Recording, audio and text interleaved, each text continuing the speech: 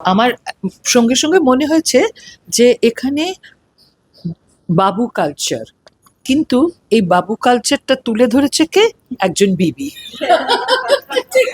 সুতরাং দেখা যাচ্ছে যে যে কোনো সংস্কৃতি যে নামেই ডাকো না কেন, সেটা পেট পুজো হোক বা শিল্প হোক, রান্নাটাও একটা শিল্প, সেখানে কিন্তু বিবিরা চিরকাল থেকেছে। তারা নিজেদের জাহির হয়তো করেনি, কিন্তু রয়েছে। তো এই বিবিকে জিজ্ঞেস করছি যে এটার নাম বাবু কালচার করলে বাবু বিবি করলে না কেন?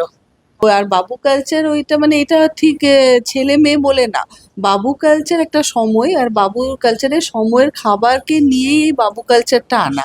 কিন্তু এখানে আমাদের অ্যাম্বিয়েন্সে যে পেন্টিংগুলো জয়িতা বোস করেছে, ওটাতে কিন্তু প্রত্যেকটা ছবিতেই বাবুদের জীবনে কিন্তু বিবিরাও সমানভাবে আর কি মর্যাদা পেতেন।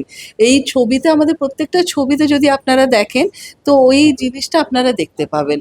ওই জন্য বাবু কালচারে বাবুদের সাথে বিবিরা কিন্তু সমানভাবে আর কি আমাদের জন্য মানে ইম্পর্টেন্স। কি বলবো, বেড়ালকে জিজ্ঞেস করছো ইলিশ মাছটা কেমন হয়েছে, তাহলে বেড়াল কি উত্তর দেবে?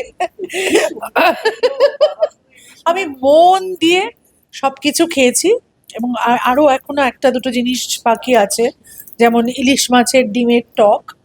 আমি বাঙাল এবং ভীষণ মাছ খেতে ভালোবাসি, আর ইলিশ মাছ হচ্ছে মাছের রাজা।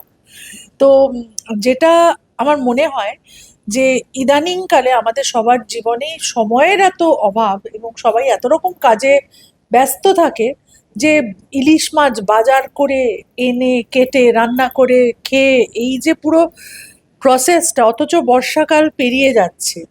তো সেই জায়গাগুলোকে পূরণ করার জন্য আমার প্রিয় বাংলা খাবারের রেস্টুরেন্ট বাবু কালচার। ফলো করুন theworld.in